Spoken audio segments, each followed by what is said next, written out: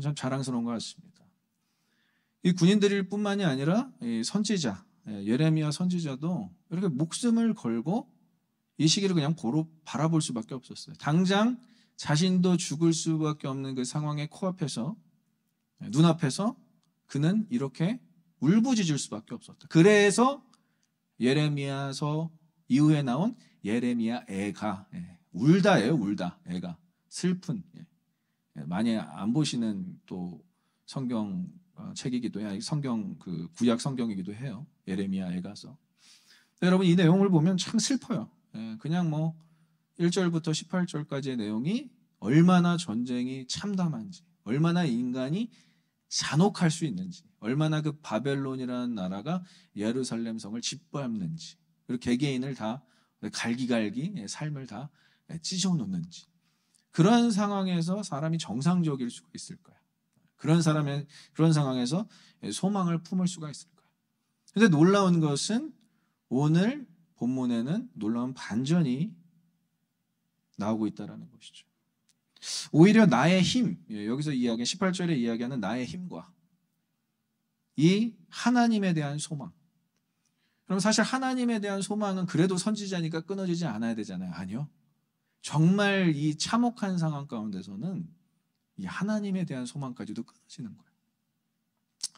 참 가끔 신앙생활을 하다가 제가 보는 분들 중에 이 하나님에 대한 소망까지 끊어지는 분들 보면 너무 안타까워요. 그러나 이것은 하나님께서 그 소망을 끊었다가 아니라 내 입장에서 더 이상 하나님에 대한 소망을 붙잡을 수 없다라는 이야기예요. 그러니까 소유자가 나죠. 내가 갖고 있었던 하나님의 소망이 끊어졌다. 없어졌다. 하나님 입장에서는 아니고요. 그러니까 이런 상황에서 인간이 얼마나 무너질 수 있는지. 그리고 지금 그 예레미야는 자신과 자신의 나라를 동일시합니다. 마치 자기가 침략당하고 자기가 불에 타고 자기가 화살을 맞고 이렇게 찢겨지는 상황을 동일시하면서 고백하는 것이 바로 오늘 본문의 전구절들의 내용이에요. 그러나 이제 나의 힘 그리고 하나님에 대한 소망까지 다 끊어졌을 때 이제 더 이상 이제 대안이 없을 때 하나님의 빛줄기가 조그맣게 비춰오는 것, 그것을 우리가 소망이라고 합니다. 그러니까 인간의 소망이 완전히 없어진 상태에서, 그리고 내가 생각했던 하나님에 대한 소망까지 없어졌을 때 누가 일하시느냐? 하나님이 일하시는 것.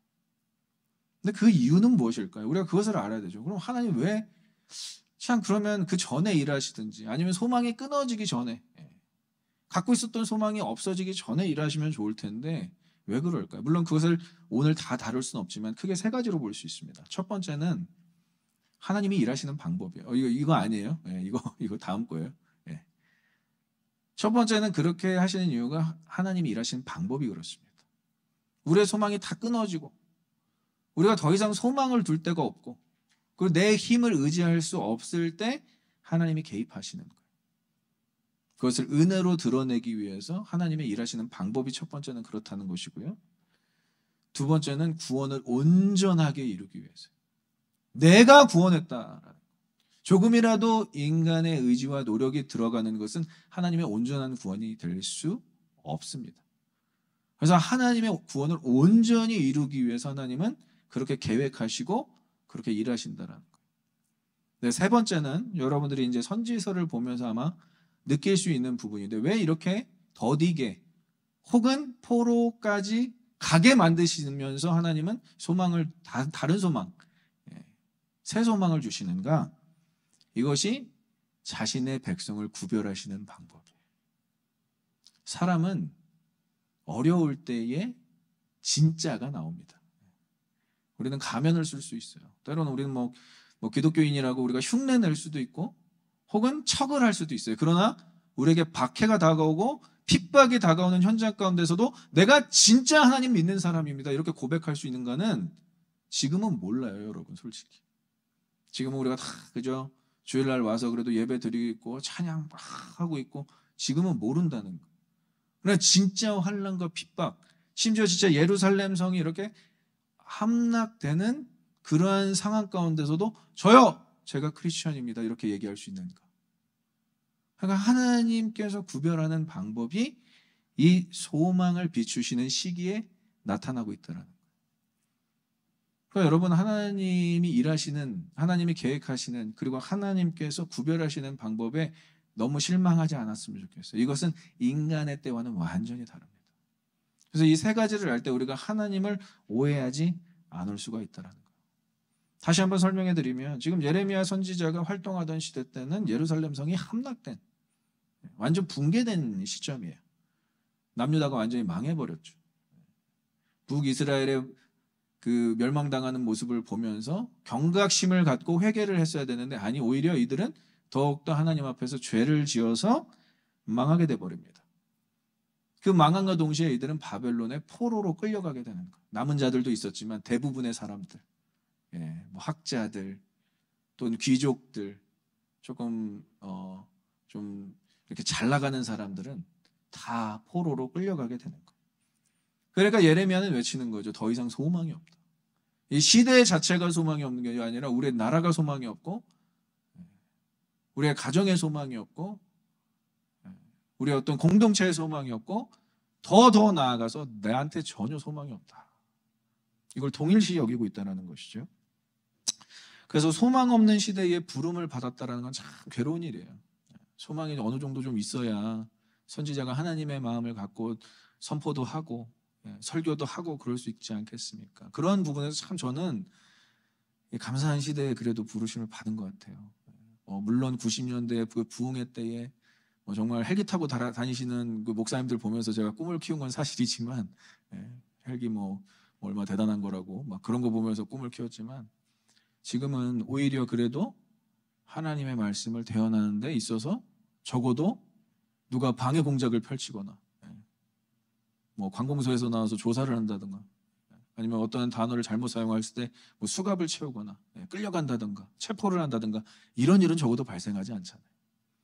그래서 저는 참 예레미야를 보면서 위로를 받습니다. 많은 목사님들도 예레미야를 보면서 참 많은 위로를 받아요.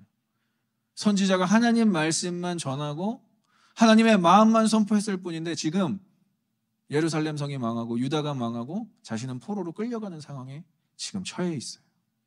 그러한 상황 가운데서도 지금 하나님께 대한 소망이 끊어졌음에도 불구하고 하나님에 대한 소망만을 바라는 그의 마음이 참 위로가 되는 거예요. 그래서 여러분, 전 구절을 좀 읽어보셨으면 좋겠어요. 1절부터 18절까지 그 침략당하는 백성의 참담함, 끔찍합니다. 여러분, 이 사극 좋아하시는 분들은 이 고대 시대 때나 조선 시대 때나 이런 때에 어떻게 전쟁을 하시는 거를 보았잖아요. 너무 끔찍해요. 그냥 어른이나 애나 할 거 없이 그냥 다 그냥 칼로 무참히 살해를 하고, 마을마다 다 불을 질러서 정말 산채로 그렇게 태워버리는 그런 끔찍한 일들이 자행되고 있는 것, 그것들이 묘사되고 있다는 것. 그래서 극한의 고통을 서술하고 있지만 이 내용에는 반전이 있다라는 거예요. 여러분, 반전 좋아하십니까? 반전 좋아하시죠? 이 기독교인들이 가장 좋아하는 그 단어는 반전이어야 돼요. 왜? 하나님은 항상 반전을 이루시기 때문에 그렇습니다. 믿으십니까? 우리가 아무리 삶이 무너져 있고 아무리 우리의 삶의 소망이 끊어져 있어도 하나님은 반전의 역사를 준비하고 계세요. 그래서 여러분, 끝날 때까지 끝난 게 아니에요. 이거 제가 지난주부터 자꾸 하는 것 같은데 따라오겠습니다. 끝날 때까지 끝난 것이 아니다. 여러분, 이 믿음으로 승리하시길 소망합니다. 우리의 믿음의 여정 가운데 낙담할 수 있어요. 소망이 끊길 때 있어요. 저도 목회자지만 그런 걸 자주 경험합니다. 그러나 아예 엎드러지거나 아예 쓰러지지 않는 것은 하나님께서 우리를 포기하지 않기 때문에 그렇고요. 특별히 하나님께서 한번 구원하신 백성들은 끝까지 책임지신다라는 믿음 때문에 오늘날도 저와 여러분들이 이곳에서 예배할 수 있다는 거예요. 여러분, 반전을 좋아하십시오. 저는 반전 드라마, 반전 영화 이런 거 너무 좋아해요, 사실은. 2주 전에도 좀 시간이 있어서 누구죠? 감독 이름은 까먹었는데 아무튼 박정민이 연기한 얼굴이라는 영화를 좀 봤습니다. 근데 반전이 강하더라고요. 시간 되시면 꼭 보십시오. 이 전 세대와 이 다음 세대를 잇는 뭐 한가지 어떤 메시지를 전달하는 데 있어서 굉장한 반전을 주더라고요. 그래서 참 개인적으로 그 박정민이라는 배우를 굉장히 좋아하는데, 이런 반전의 드라마, 반전의 영화를 보면서 우리가 성경을 보면서도 반전의 역사를 이루시는 하나님을 경험해야 한다는 것이죠. 그러면 하나님께서 어떻게 반전을 이루시는가? 소망을 다시 소망을 다시 일으키신다라는 거예요. 누구에게? 인간에게. 소망을 주신다라는 거예요. 물론 소망의 주체는 우리가 아닙니다, 여러분. 그건 꼭 기억하셔야 돼요. 소망의 주체는 우리가 아니에요. 소망을 다시 주시는 분, 다시 일으키시는 분, 그리고 다시 확인시켜 주시는 분도 하나님이세요. 그럼 이러한 낙심하는 이 자리 가운데 어떻게 소망이 생성되는가? 그 과정을 한번 우리 본문을 보면서 찾아보도록 하겠습니다. 첫 번째, 따라해볼까요? 스스로 낙심하는 단계. 스스로 낙심하는 단계에서 소망은 생성됩니다. 그러니까 여러분들이 아예 낮아지거나 아예 마음을 내려놓지 않는다면 소망은 생성되기조차 안 된다는 것이죠. 20절과 21절을 보니까 내 마음이 그것을 기억하고 내가 낙심이 되오나 이것을 내가 내 마음에 담아두었더니, 함께 읽겠습니다. 그것이 오히려 나의 소망이 되었사오면. 지금 마음에 뭘 담았죠? 긍정적인 걸 담았나요? 아니요. 한계를 담았어요. 힘든 걸 담았어요. 어려운 걸 담았어요.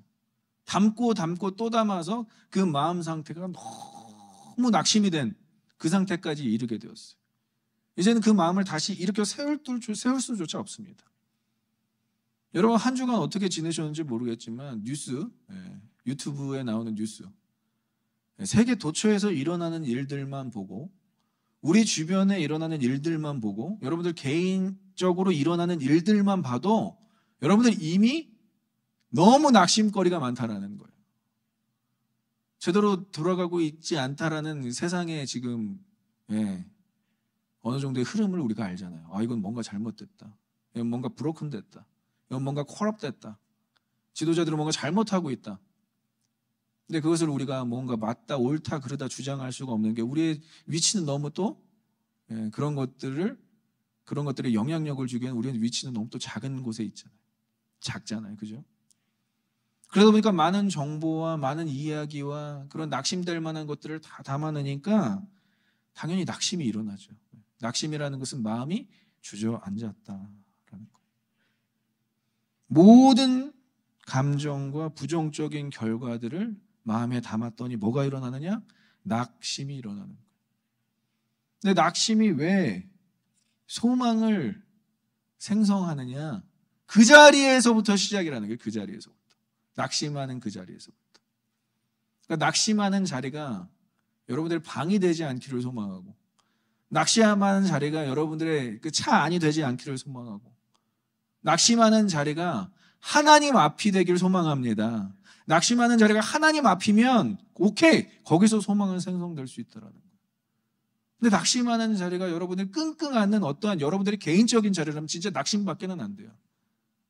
하늘이 묻어줘도 솟아날 구멍이 있다. 그건 옛날 말이죠. 정말 솟아날 구멍 없는 이 땅에서 여러분들이 어떻게 낙심하지 않을 수가 있겠습니까? 전 자신 없다고 생각해요. 그러나 하나님 앞에서 낙심하는 사람, 전 정말 멋진 인생이라고 생각해요. 그 인생은 망하지 않았다고 생각해요. 전 적어도 그런 부분들을 너무 많이 봤어요. 정말 갖고 있는 거 하나도 없고 진짜 뭐 삶을 포기해야만 하는 그런, 예전에 그 고향교회 다닐 때, 저희 고향교회 교회 다닐 때 어려우신 분들이 너무 많았어요. 왜 그분들은 항상 어려울까? 삶이, 할머니들이 아파트 단지 그 거리에서 깻잎 파시는 할머님이신데 남편분이 일찍 돌아가셨어요. 그럼 자녀분들이라도 좀 건강하게 잘 크면 좋잖아요. 딸 하나, 아들 하나 있는데 따님이 또 암에 걸리십니다. 30대에. 와, 이걸 어떻게 감당하실까요? 이 권사님은. 근데 낙심을 안 하세요. 근데 하나님 앞에서는 울부짖어요. 그러니까 이 권사님 어떻게 사세요? 그 깻잎 팔고 그거 어떻게 생활이 되세요? 막 이렇게 물어보고 싶은데 하나님 앞에서만 낙심을 하며 살아가니까 하나님 책임져 주시더라고요. 굳이 그 낙심하는 모습을 막 걱정해드리고 염려해드리고 안 해도 하나님 그 인생 다 책임져 주시더라고요. 그래서 삶이 그렇게 어려운데도 표정이 그렇게 밝아요. 아, 이거 권사님 뵙고 싶어요, 진짜. 막 깻잎 엄마가 심부름 돈 주면서 사러 가면은 막 500원짜리 샀는데도 막 1,500원짜리 넣어주시고 막 그러셨어요. 제가 목사님 아들이어서 그런 게 아니라 그분이 여유가 있어서, 마음에 평안이 있어서, 아, 그거 좀 배우고 싶더라고요. 근데 우리는 조금만 문제가 생겨도, 불편함이 조금만 생겨도, 아, 시험 들어오고 낙심했다. 물론 그럴 수 있죠. 그래서 저는 이걸 대조적이라고 생각해요. 정말 낙심할 만한 일밖에 없는 인생 가운데서 그런 분들을 포기하고 쓰러지지 않고 하나님께만 소망을 두며 살아가는 이유는 하나님께 대한 소망을 경험하신 분들, 인간적으로 아무리 해봐도 안 되는 것들을 경험하고 그 다음에 하나님 앞에서만 낙심한 그 흔적, 하나님 앞에서만 낙심한 그분들은 하나님 앞에서만 소망을 가질 수 있다라는 거예요. 그래서 여러분, 낙심의 자리에서 가장 뚜렷하게 보이는 것은 내 힘과 내 의지와 내 어떤 갖고 있는 뭐가가 아니라, 낙심의 자리에서 가장 뚜렷하게 보이시는 것은 하나님이십니다. 믿으십니까? 낙심의 자리에서 가장 뚜렷하게 보여요. 희미하게 보였다가 정말 우리의 가장 실패한 그 쓰러진 그 자리에서 가장 뚜렷하게 보여요. 그럼 잡으시는 거예요. 그 타이밍을 놓지 않는 거예요. 그래서 낙심의 자리가 결코 저주의 자리나 심판의 자리가 아니라는 거예요. 축복의 자리가 될 수 있다는 거예요. 낙심까지도 사용하시는 하나님. 모든 일들을 하나님의 시각으로 해석하는 영적 분별력이 여러분 낙심의 자리에서 생깁니다. 우리는 하나하나 다 따지고 들어가면서 살아갈 때에 우리가 스스로 무언가 지혜롭다고 생각할 수 있겠지만 진정한 영적 분별력은 하나님께서 주시는 거예요. 그래서 내가 낙심하는 이유를 정확하게 영적으로 알려주시는 자리가 낙심의 자리가 될 수 있어요. 그리고 낙심의 자리에서는 하나님만 바라볼 수 있는 믿음이 생긴다라는 거예요. 여러분, 그게 진정한 믿음입니다. 사람한테 전화하고 내 인간적인 것들로 해결하려고 하는 것이 아니라 진짜 하나님만 의지하는 그 믿음. 그러다 보면 신앙이 어떻게 되냐? 우리 그 권사님, 제가 말씀드린 권사님처럼 이 땅에 더 이상 소망을 두지 않아요.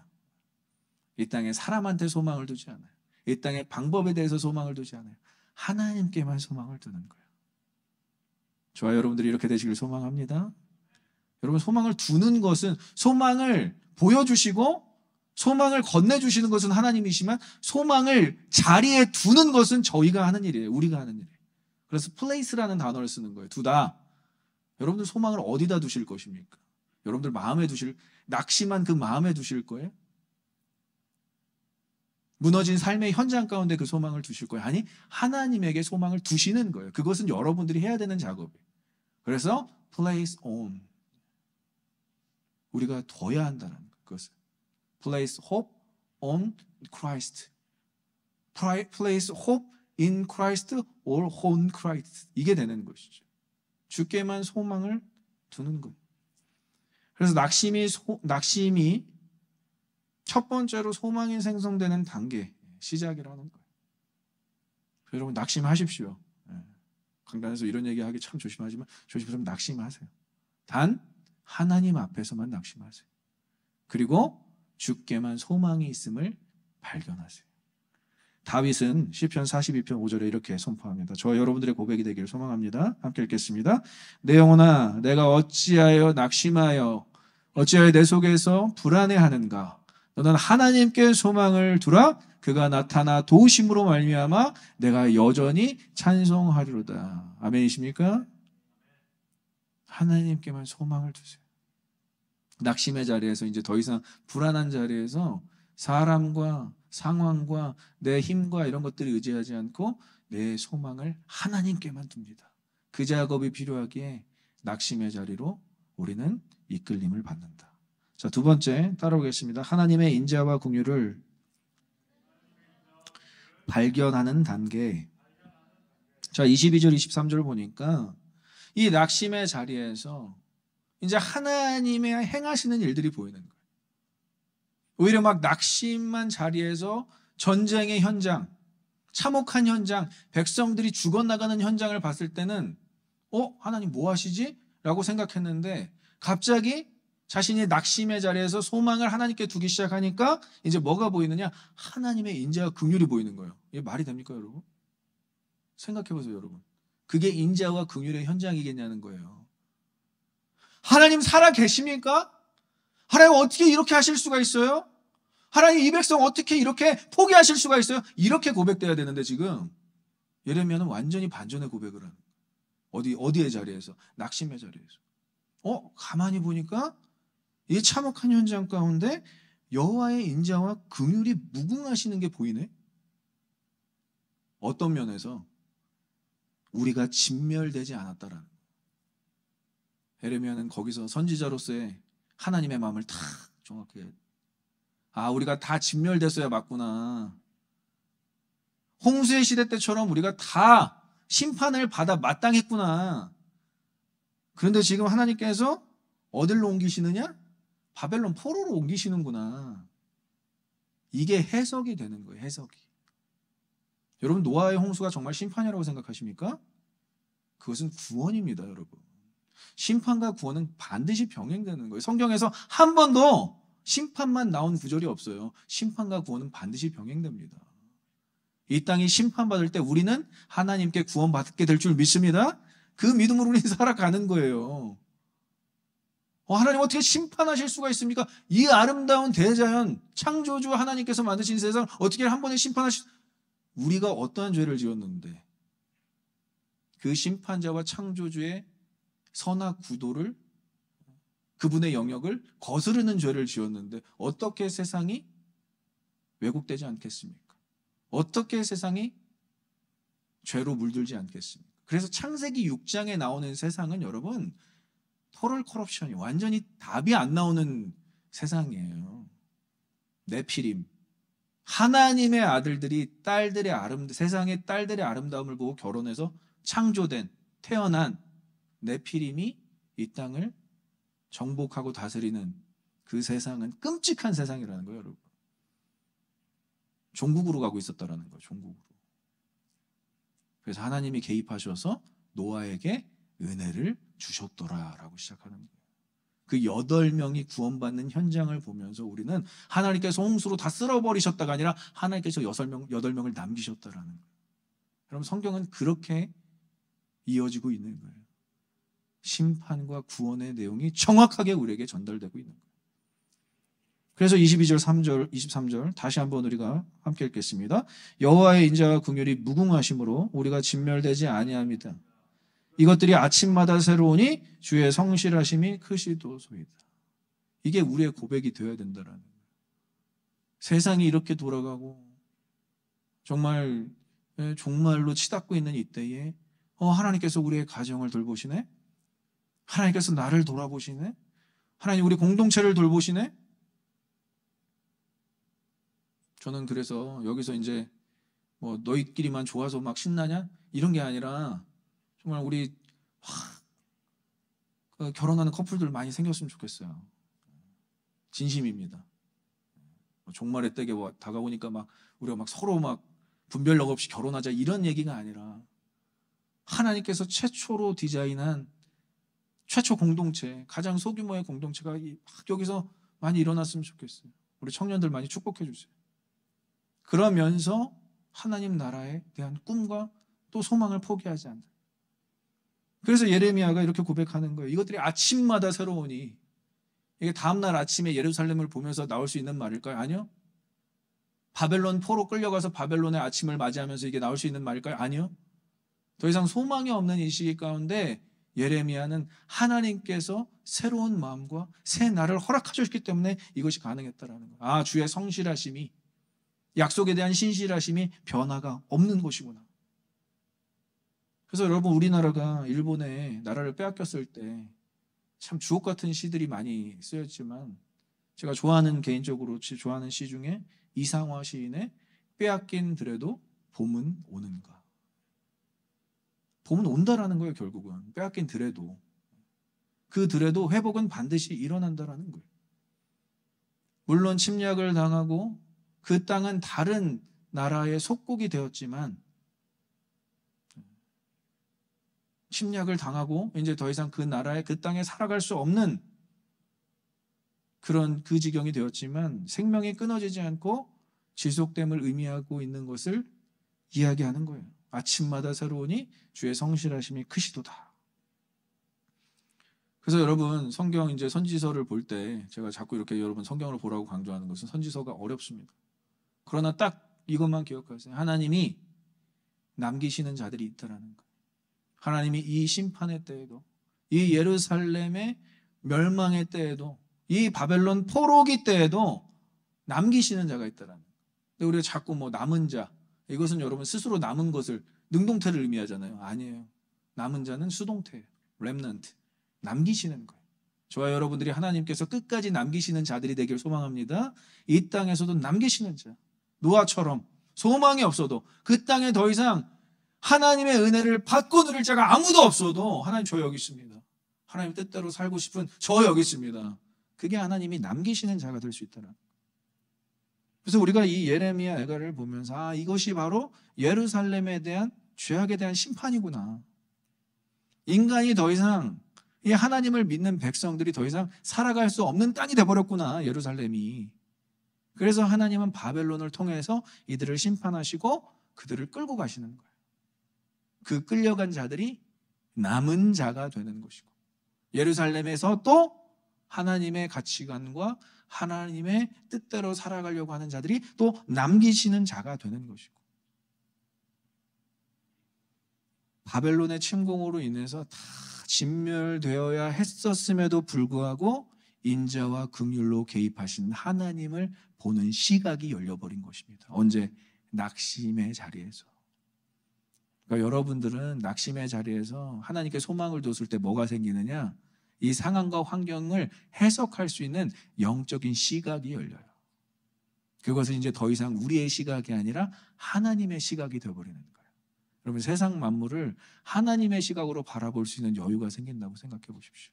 그게 여러분들이 소망을 가질 때, 하나님께만 소망을 둘 때 일어날 수 있는 놀라운 일이라는 거예요.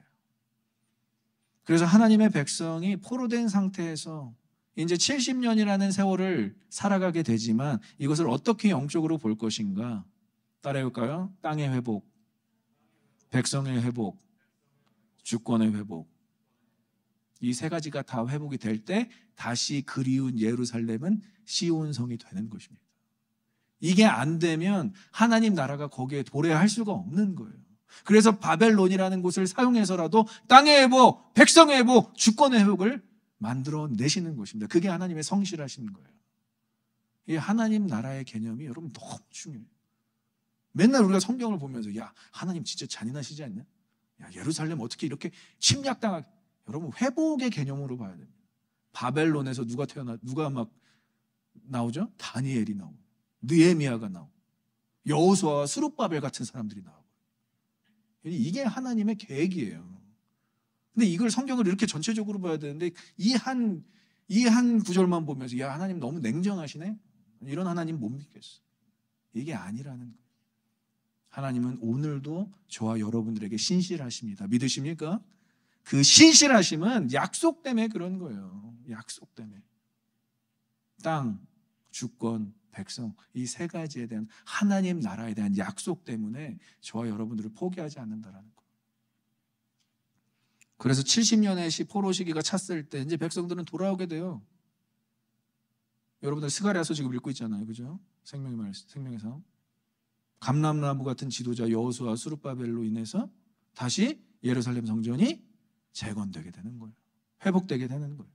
소망이 끊어진 곳에서 하나님의 인자와 긍휼을 발견할 수 있는 놀라운 은혜. 이것을 은혜라고 합니다.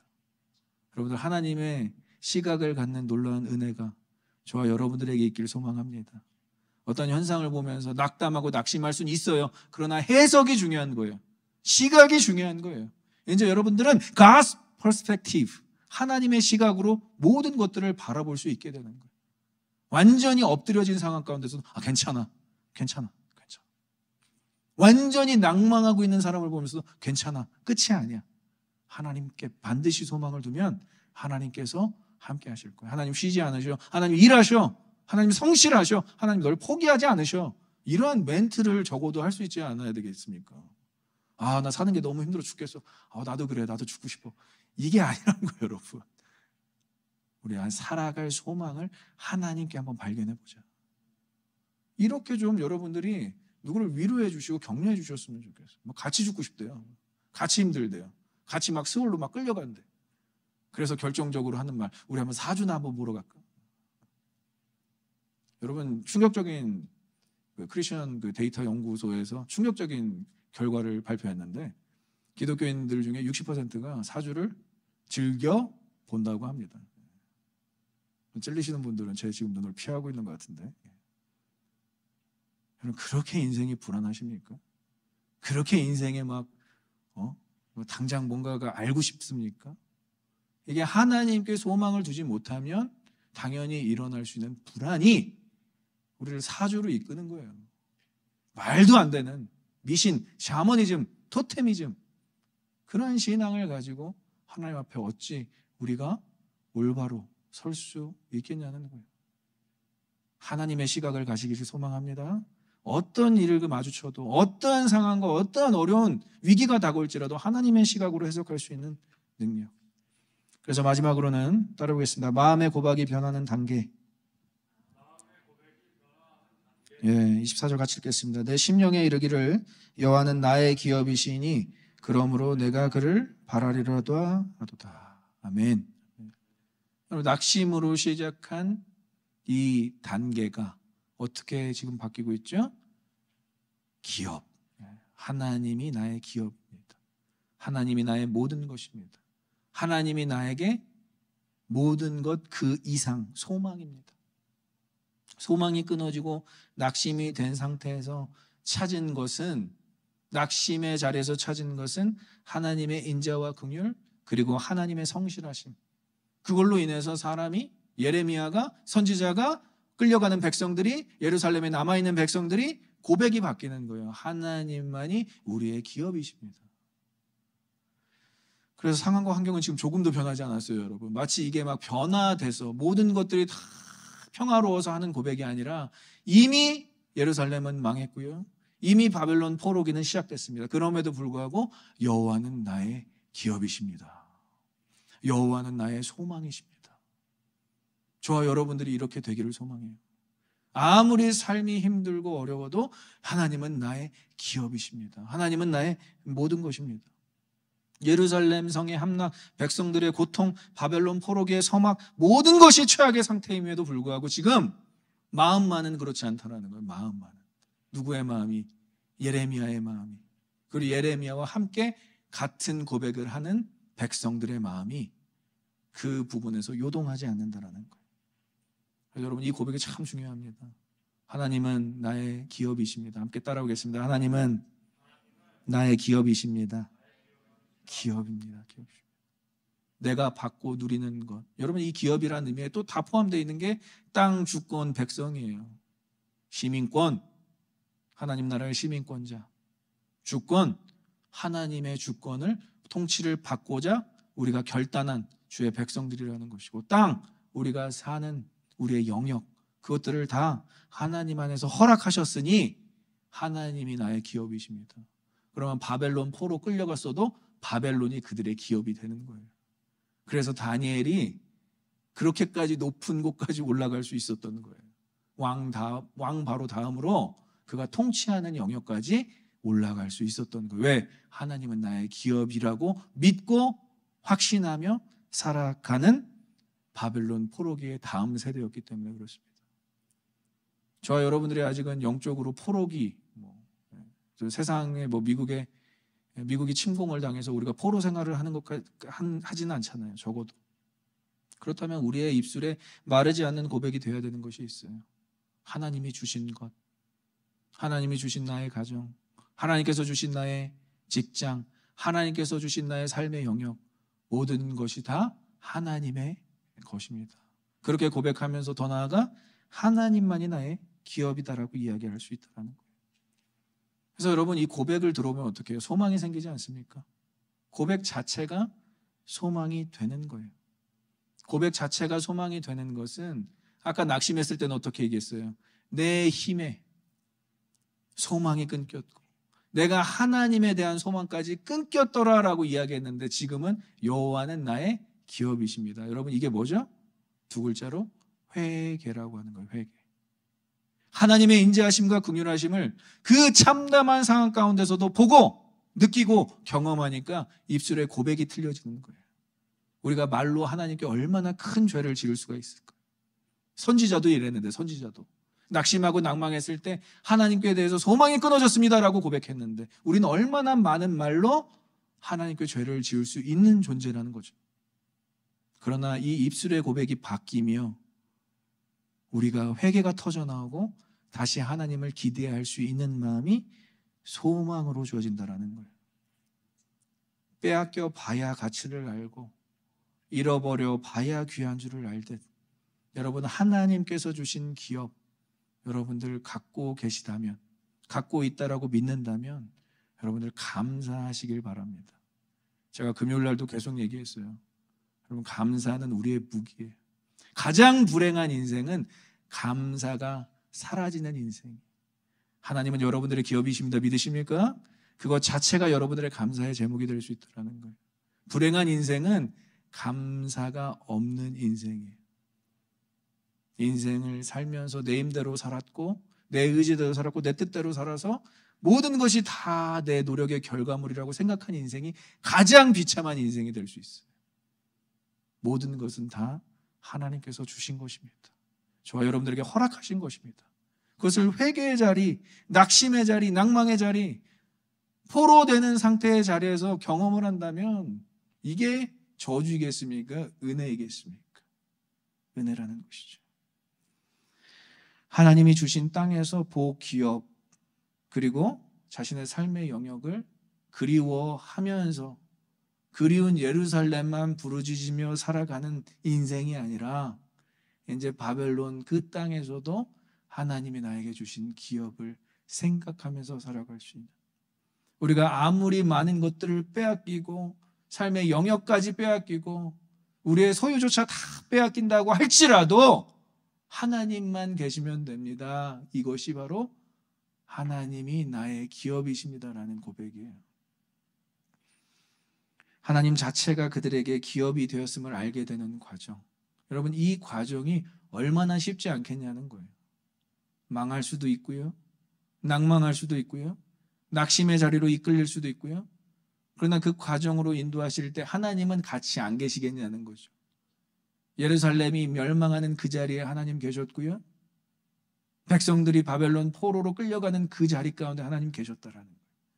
그리고 포로된 채로 살아가는 백성들의 울부짖음과 눈물 속에 하나님 함께 하셨다라는 거예요. 진짜 중요한 것은 낙심의 자리에 하나님이 함께 하신다라는 것입니다. 여러분들의 그 포로된 자리에 하나님 함께 하신다라는 거예요.